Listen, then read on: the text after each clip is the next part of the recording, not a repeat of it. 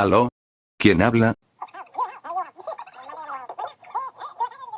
¿Qué? Sí, ya tengo mi parte. Nos vemos en la escuela, de hecho ya casi voy llegando. Hora de ir tan rápido como el rayo McQueen y Sonic el erizo. Sí. Oye Pamela, ¿aún no llega Ratso a la escuela o qué onda? Creí que llegaría más temprano que nosotros, pero parece que ahora le ganamos. Oh por Dios, estos jóvenes de ahora ya no se les puede confiar nada porque a la mera hora no llegan rápido. Compa Ratso, eres tú. Vamos a juntar el trabajo para poder exponer en la clase. Rápido chavos, que la clase ya casi va a empezar y la maestra Toribio se va a enojar. Ok chicos, recuerden que su exposición debe durar entre 3 a 7 minutos. Así que no tarden demasiado para que sus compañeros puedan exponer y les dé su calificación. Primero que nada, muy buenas tardes compañeros, somos un equipo conformado por el buen David, mi compañera Pamela y su gran servidor Oscar alias Raxo. En esta exposición les presentaremos lo que pudimos observar acerca de la primera práctica de laboratorio de Química 3. Sin más que decir, comencemos con la exposición. Respecto al primer experimento, las moléculas de agua son polares debido a su estructura molecular y la distribución desigual de los electrones. Lo cual implica importantes reacciones en su comportamiento, especialmente en presencia de un campo eléctrico. Algunas cuestiones son: polaridad del agua. La molécula de agua, H2O, está formada por 2 átomos de hidrógeno y un átomo de oxígeno. El oxígeno es más electronegativo que el hidrógeno, lo que significa que atrae los electrones compartidos en los enlaces covalentes con más fuerza.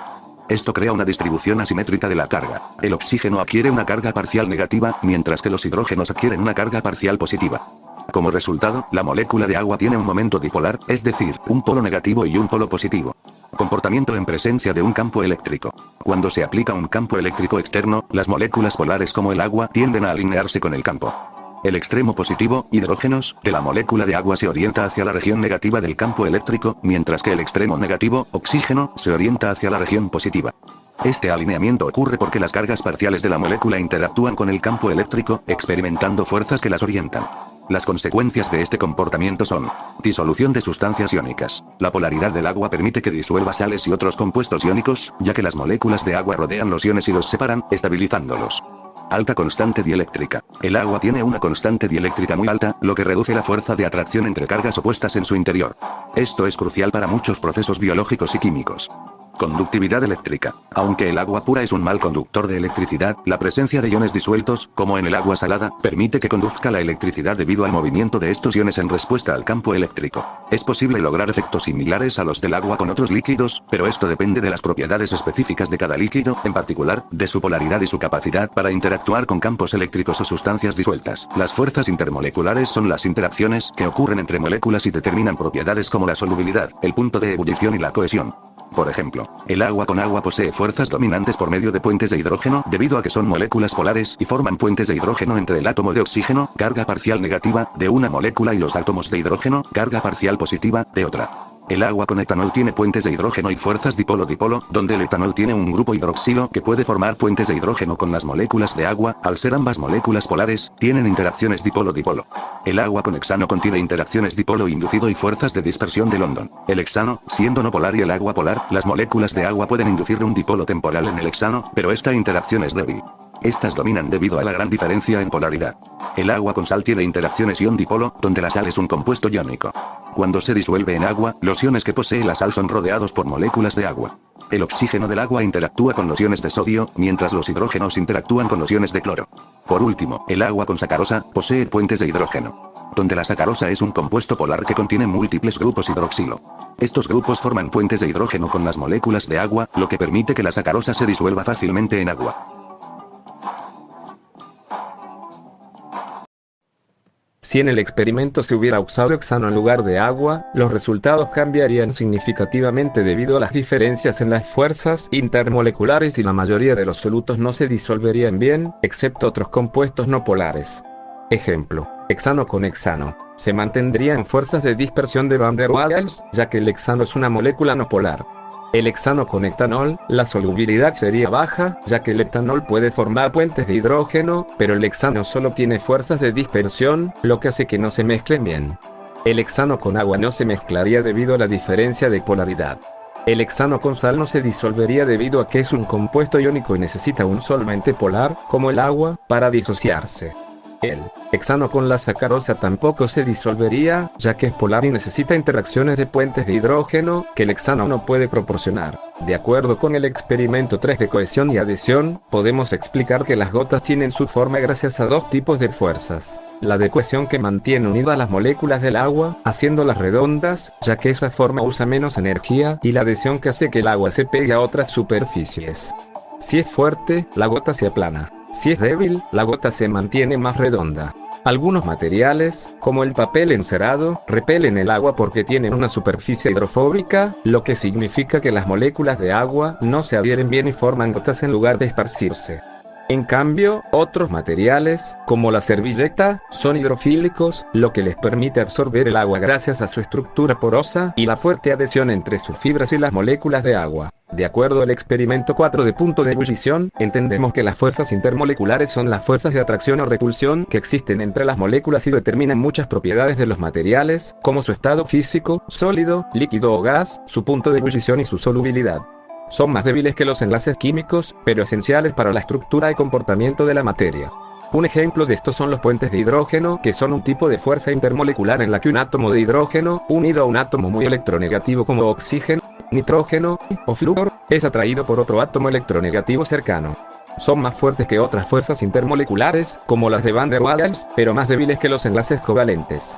Estos puentes son esenciales en muchas propiedades del agua, como su alto punto de ebullición, y en la estabilidad del átomo, donde mantienen unidas sus dos cadenas. Por lo tanto, elevan el punto de ebullición de una sustancia porque son fuerzas intermoleculares fuertes que requieren más energía para romperse, por lo que la hace tener un punto de ebullición más alto que el sulfuro de hidrógeno y el seleniuro de hidrógeno. De acuerdo al experimento 5 sobre densidad, observamos que la temperatura afecta el movimiento y la proximidad de las moléculas de la siguiente manera. A mayor temperatura, las moléculas se mueven más rápido y tienden a separarse más. Esto pasa porque ganan más energía. En los sólidos, esto puede hacer que se derritan, en los líquidos, que se expandan, y en los gases, que aumente la presión. A menor temperatura, las moléculas se mueven más despacio y se acercan más. Esto hace que los sólidos se mantengan compactos, los líquidos se encojan y los gases ocupen menos espacio.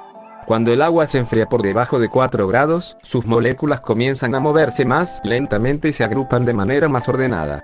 A medida que se acerca a 0 grados, las moléculas de agua forman una estructura cristalina, lo que hace que el agua se expanda en lugar de contraerse.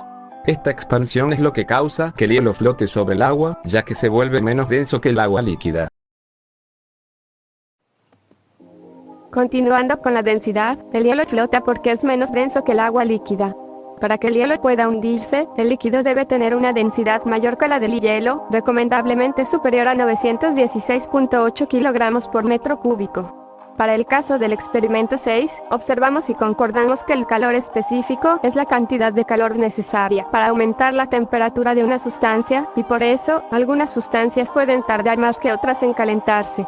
Por ejemplo, en el agua predominan los enlaces de hidrógeno, que son interacciones fuertes entre moléculas, lo que contribuye a tener alto calor específico.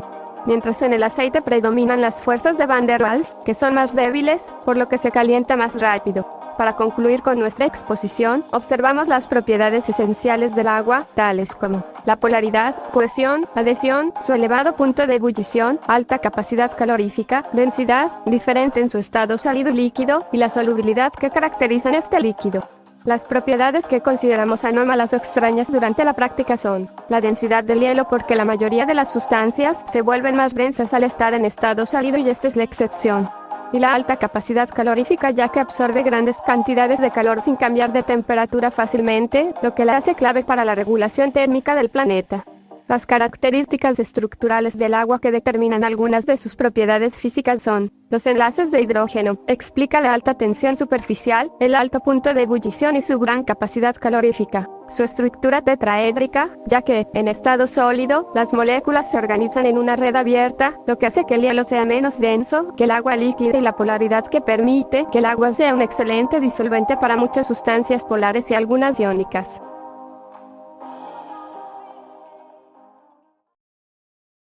Muy bien chicos, muy buena exposición. Ahora díganme, ¿qué es lo que hemos aprendido hoy?